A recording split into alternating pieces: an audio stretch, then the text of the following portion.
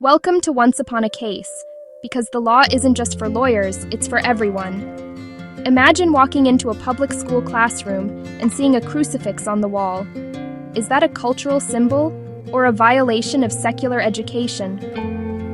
That question took one family all the way to Europe's highest human rights court and reshaped how countries balance tradition and neutrality. Here's the story of Lautsi versus Italy, 2011. In the early 2000s, Soile Lautsi, a Finnish-Italian mother, asked her kids' Italian public school to remove crucifixes from classrooms. The practice dated back to old regulations. It wasn't a vote, it was just there. She argued this violated freedom of religion and a parent's right to raise children according to their convictions. Italian courts said no, so she went to the European Court of Human Rights in Strasbourg. In 2009, the first panel, the chamber, agreed with her. The crucifix, as a strong religious symbol, in a state classroom, could exert influence and undermine neutrality. Violation found. Italy appealed to the Grand Chamber, and the case exploded. 10 governments intervened to back Italy, saying the crucifix was part of national identity and didn't force anyone to believe. Civil society weighed in from both sides.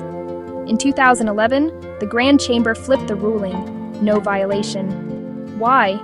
First, the margin of appreciation. Second, the crucifix as a passive symbol. Third, the bigger context. Italian schools also taught pluralism and critical thinking. So, no violation of Article 9, freedom of thought, conscience, and religion, and no violation of parents' rights under education.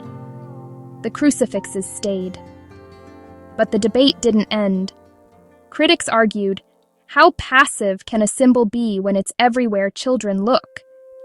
Supporters countered, traditions matter, and neutrality doesn't mean stripping away every reference to heritage. Here's the timeline.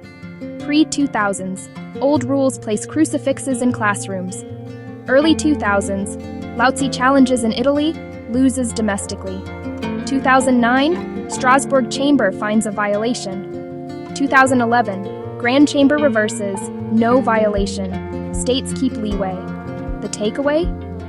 Lautsi is the landmark case on religious symbols in public schools across Europe.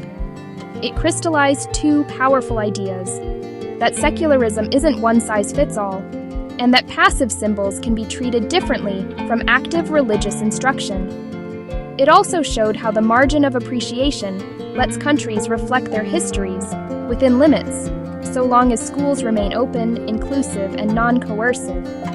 So next time you see a symbol in a public space, ask, is it preaching or is it presence? In Europe, that distinction can decide the whole case. Thanks for watching. If you found this useful, hit subscribe and ring that bell so you'll know when the next case drops. See you soon.